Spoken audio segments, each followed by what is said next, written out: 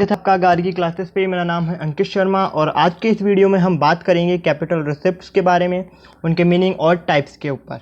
इससे पिछले वीडियो में मैंने रेवेन्यू रिसिप्ट और उसके टाइप्स के बारे में पूरा कंप्लीटली डिस्कशन कर लिया था और आज इस वीडियो में हम कैपिटल रिसिप्ट के ऊपर पूरा कंप्लीट डिस्कशन करेंगे। तो वीडियो को एंड तक ज़रूर देखें और अगर वीडियो पसंद आए तो लाइक करें, शेयर करें और सब्सक्राइब जरूर कर लें हमारे चैनल को। सबसे पहले तो हम इसकी मीनिंग के ऊपर बात करेंगे, कैपिटल रिसिप्ट का मीनिंग क्या है। तो देखिए, जैसे कि रेवेन्यू रिसिप्ट था, रेवेन्यू रिसिप्ट क्या था, वन वे ट्रांजैक्शन था। वहीं पर जो कैपिटल रिसिप्ट है वो क्या है, टू वे ट्रांजैक्शन है। टू वे ट्रांजैक्शन मतलब यहाँ पर जो पेमेंट हमने रिसीव्ड किया है उसे हम रीपेमेंट भी हमें करना होगा, मतलब यहाँ पे हमारी लाइबिलिटी जनरेट होगी।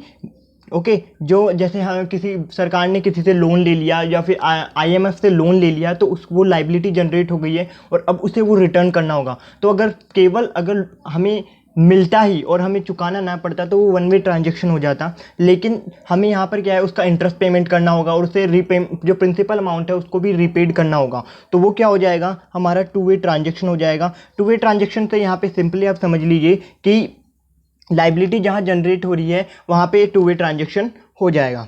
देखिए दूसरे में जो कैपिटल रिसिप्ट है उसमें क्या क्या इंक्लूड होता है। देखिए जो रिसिप्ट परमानेंट असेट्स को बेचने पर जो रिसिप्ट हमें मिलती है वो हमारी कैपिटल रिसिप्ट में इंक्लूड होती है। परमानेंट असेट्स जैसे कि गवर्नमेंट के किसी कंपनी में शेयर्स हैं और उन्होंने वो शेयर्स विड्रॉ कर लिए और उसे सेल आउट कर दिया, तो वो परमानेंट असेट्स चली गई, डिसइन्वेस्टमेंट हो गया वहाँ से। तो वो जो पैसा मिलेगा वो क्या होगा, हमारा कैपिटल रिसिप्ट होगी और वो हमारे कंसोलिडेटेड फंड में जाएगा।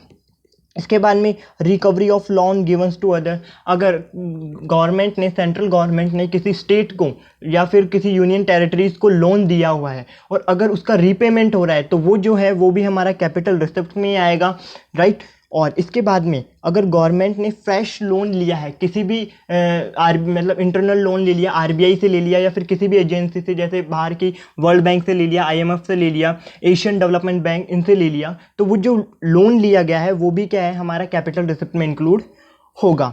तो ये तो हो गया इसके मीनिंग के बारे में कि कैपिटल रिसिप्ट क्या है। वो रिसिप्ट जो इनमें दो वे ट्रांजेक्शन्स होता है, टू वे ट्रांजेक्शन्स हैं और जो कि जनरेट होती है किसी भी परमानेंट असेट्स को बेचने पर या फिर कोई लोन की रिकवरी होने पर और या फिर कोई नया लोन लेने पर।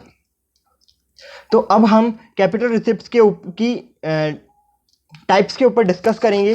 देखिए टाइप्स क्या है। सबसे पहले these are classified into two category. जो कैपिटल रिसिप्ट्स के जो टाइप्स हैं वो दो कैटेगरीज में क्लासीफाई किए गए हैं। सबसे पहला तो है डेब्ट कैपिटल रिसिप्ट और दूसरा है नॉन डेब्ट कैपिटल रिसिप्ट, ठीक है। सबसे पहले मैं बारी बारी इनके ऊपर कंप्लीट एकदम डिटेलली डिस्कशन करने वाला हूँ। सबसे पहले मैं लेता हूँ कैपिटल रिसिप्ट को, देखिए डेब्ट कैपिटल रिसिप्ट को। Fresh loan raise by the government along with other liabilities fall under this category. देखिए मैंने यहाँ पर आपको बताया था कि जो कैपिटल रिसिप्ट्स हैं वो तीन तरह से हो सकती हैं। एक तो परमानेंट असेट को सोल्ड आउट करने पे या फिर किसी का लोन की रिकवरी होने पर या फिर फ्रेश लोन हम लेते हैं।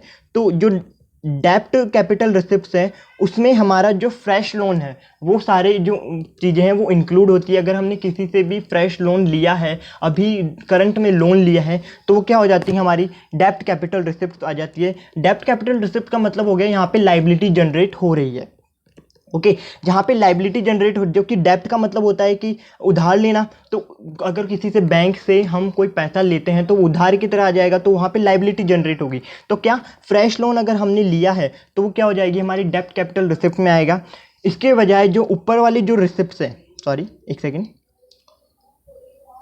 इसके अलावा जो ऊपर वाली जो रिसिप्ट्स हैं जिनसे रिसिप्ट होती है, recovery of loan to given to other और receipt due to disposal of permanent asset, इसमें कोई भी लाइबिलिटी जनरेट नहीं होती है। लाइबिलिटी कहाँ जनरेट होती है, जहाँ पे हम नए लोन लेते हैं, तो वो जो चीज़ है वो हमारी डेब्ट कैपिटल रिसिप्ट में इंक्लूड हो जाएगी। अब देखिए इन शॉर्ट अगर मैं आपको शॉर्टली समझाऊं तो बोरोइंग्स और अदर लाइबिलिटी, अगर आपने किसी से उधार लिया है तो वो हमारी डेब्ट कैपिटल रिसिप्ट में आ जाएगा। और भी दूसरी लाइबिलिटी, जैसे कोई स्मॉल सेविंग स्कीम से आपने पैसा ले लिया या फिर पीएफ करवा लिया, तो उसका जो पैसा है वो होता है वो कैपिटल रिसिप्ट में इंक्लूड हो जाता है। सबसे पहले मैं बात कर लूँगा आपसे बोरोइंग्स के बारे में। देखिए बोरोइंग्स क्या होती है। बोरोइंग और पब्लिक डेब्ट are the money raised on the security of consolidated fund of India and repayable out of it. देखिए, जो बोरोइंग तो या फिर पब्लिक डेब्ट, जो भी गवर्नमेंट अगर किसी से उधार ले रही है तो वो कंसोलिडेट फंड की सिक्योरिटी के बेसिस पे ली जाएगी, और उसका अगर रीपेमेंट होगा तो वो भी हमारा कंसोलिडेटेड फंड ऑफ इंडिया से ही किया जाएगा। ओके, इसमें ज़्यादा कुछ समझने वाली चीज़ नहीं है। अब हम इसके टाइप्स के ऊपर जाते हैं। बोरोइंग दो तरह की हो सकती है, एक तो इंटरनल बोरोइंग, तो एक हो गई एक्सटर्नल बोरोइंग। इंटरनल बोरोइंग क्या? इंटरनल बोरोइंग मतलब हो गया कि विद इन द कंट्री आपने किसी से लोन ले लिया, ठीक है। Money borrowed with in the country from various sources and various instrument is called internal borrowing. अगर आपने विद इन द कंट्री की बाउंड्री के अंतर्गत आपने अगर कोई लोन लिया है तो वो क्या हो जाएगा, हमारा इंटरनल बोरोइंग्स में चला जाएगा। इंटरनल बोरोइंग्स काफ़ी तरह की होती हैं, एक एक करके मैं आपको ये सारी टर्मिनोलॉजी समझाऊंगा। सबसे पहले मैं बात करता हूँ मार्केट लोन्स की। देखिए यहाँ पे मैंने ब्रैकेट में नेट लिखा है। नेट मतलब कि ग्रोस मार्केट लोन में से अगर ओल्ड जो लोन्स है उनका रीपेमेंट करने के बाद में जो लोन आता है वो हमारा नेट मार्केट लोन आता है। देखिए, ये जो लोन्स हैं वो जो बॉन्ड्स वगैरह इशू करने के ऊपर रिसीव किया जाता है। ओके, इनकी मैच्योरिटी डेट 12 मंथ तक हो सकती थी, लेकिन और 1992 और 1993 से पहले तो ये जो इन बॉन्ड्स पे जो इंटरेस्ट होता था वो फिक्स्ड रहता था। लेकिन इसके बाद में 1992 और 93 के बाद में ये जो इंटरेस्ट है, फिक्स्ड इंटरेस्ट सिस्टम है, उसे फ्लेक्सिबल इंटरेस्ट सिस्टम से बदल दिया गया है। मतलब अब जो इन पे बॉन्ड पे जो इंटरेस्ट पे होता है वो फ्लेक्सिबल होता है। मतलब इन्फ्लेशन और डिफ्लेशन को देखकर यहाँ पर इंटरेस्ट है वो पेड होगा। लेकिन 1992 और 1993 से पहले क्या होता था कि एक फिक्स रेट पे आपको इंटरेस्ट दिया जाता था, लेकिन अब ऐसा नहीं होता है।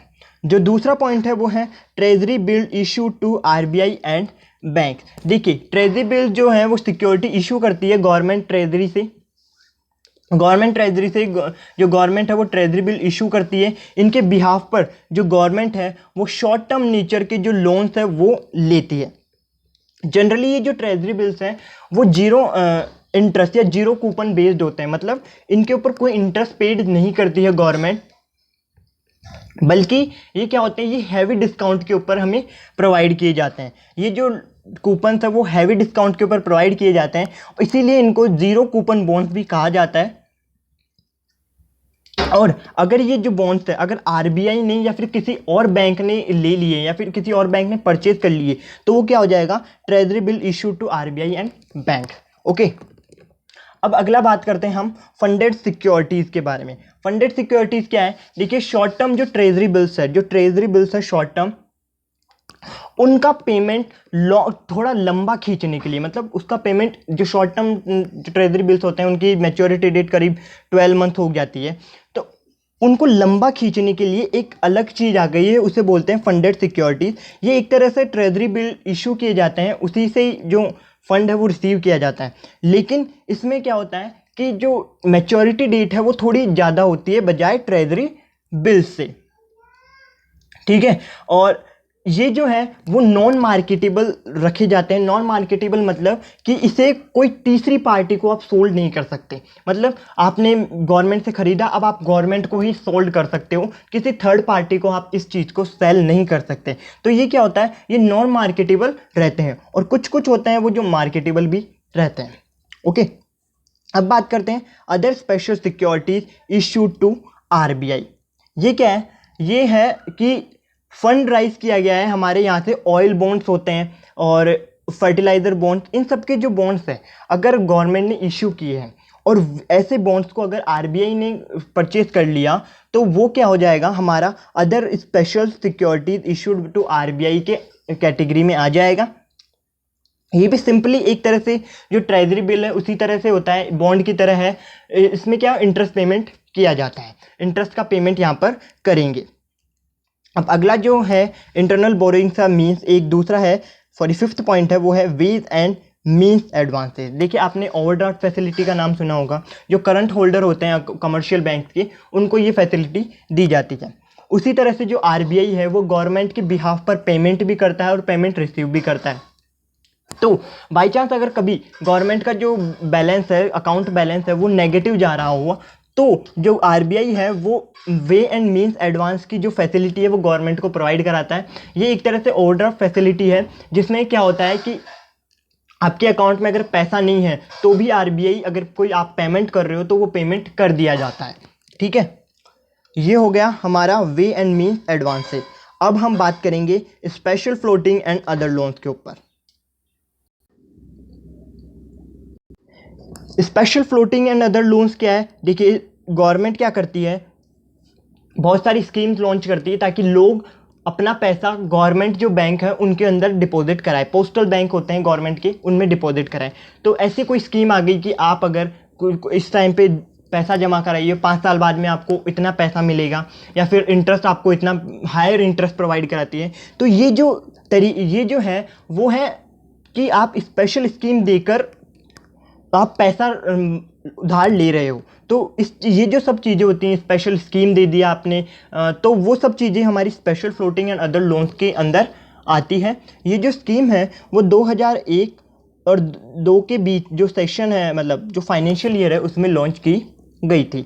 अब हम बात करते हैं सिक्योरिटीज अगेंस्ट स्मॉल सेविंग्स के ऊपर। ये जो टर्मिनोलॉजी है ये क्या बताती है हमें? देखिए, 1990 के अंदर इंडिया ने एक नेशनल स्मॉल सेविंग फंड जो पब्लिक अकाउंट में होता है उसको क्रिएट किया था। इसके अंदर क्या होता था कि state provident fund, insurance, pension fund, trust, endowment और बाकी दूसरे स्मॉल सेविंग फंड्स को अलावा जो भी पैसा दिया जाता था, जो इसमें आता था, उसका 20% सेंट्रल गवर्नमेंट यूज़ करती थी कुछ कंडीशंस के ऊपर। और ये जो है वो सिक्योरिटीज अगेंस्ट स्मॉल सेविंग के नाम से जाना जाता था। अब बात करते हैं कंपोजिशन बॉन्ड्स एंड अदर। ये क्या है? गवर्नमेंट, देखो, गवर्नमेंट अपनी पॉलिसी, नई पॉलिसीज लाती है, तो उन पॉलिसीज से किसी को फ़ायदा होता है और किसी को नुकसान भी होता है। तो जिनको नुकसान हो रहा है, जिनको गवर्नमेंट की पॉलिसी से नुकसान हो रहा है, उनकी भरपाई करने के लिए गवर्नमेंट ये जो कंपोजिशन बॉन्ड्स है और एंड अदर है, उसके अंदर क्या दिया गया है कि सपोज एक एग्जांपल से समझिए कि जमींदारी सिस्टम बंद हुआ तो उससे बहुत सारे जमींदारों को जो है लॉस हुआ होगा। तो इसमें क्या होता है कि जमींदारों को क्या किया, उन्होंने बॉन्ड इशू कर दिया। ठीक है, और ये बॉन्ड जो है वो क्या करते थे, लॉन्ग टर्म नेचर के होते हैं, और इनसे जो जमींदार है वो अपना जो लॉस है वो कुछ हद तक एक तरह से सेट ऑफ कर लेते थे।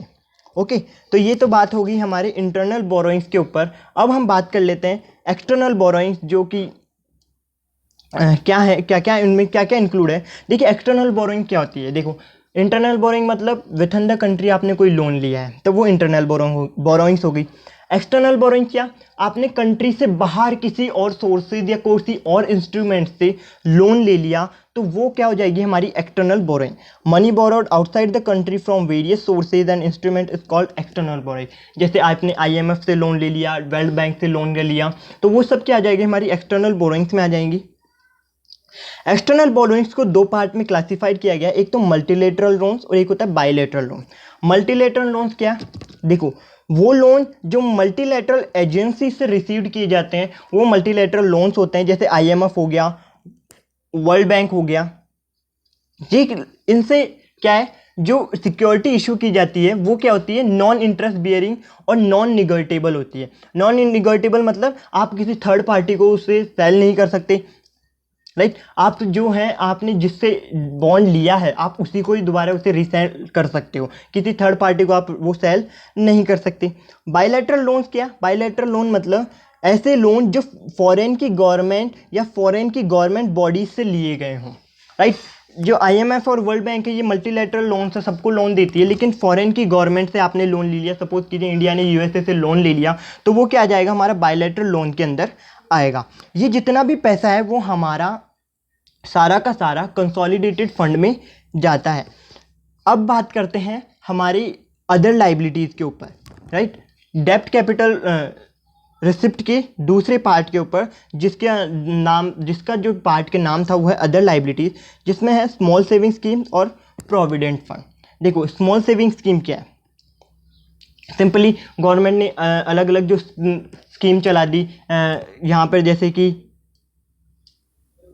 कि सुकन्या समृद्धि योजना, अटल पेंशन योजना। ये जो योजनाएं हैं वो क्या होती है, स्मॉल सेविंग स्कीम्स के नाम पे आती है, जिससे गवर्नमेंट क्या करती है, जो पब्लिक है उनसे पैसा रिसीव करती है इसके नाम पे।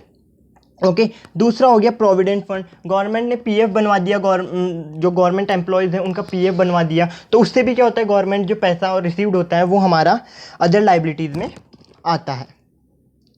अब हम बात कर लेते हैं हमारी नॉन डेब्ट कैपिटल रिसिप्ट के ऊपर। देखिए, स्टार्टिंग में मैंने बताया था कि जो फ्रेश लोन कैपिटल रिसिप्ट किस तरह से हो सकती है, कैपिटल रिसिप्ट कैसे कैसे रिसीव्ड होती है। तो मैंने एक बताया था, receipt due to disposal of permanent assets, recovery of loan given to others और fresh loan raise by the government. जो फ्रेश लोन, जो थर्ड पॉइंट है, वो तो क्या होता है, हमारा डेब्ट कैपिटल रिसिप्ट में आ जाता है।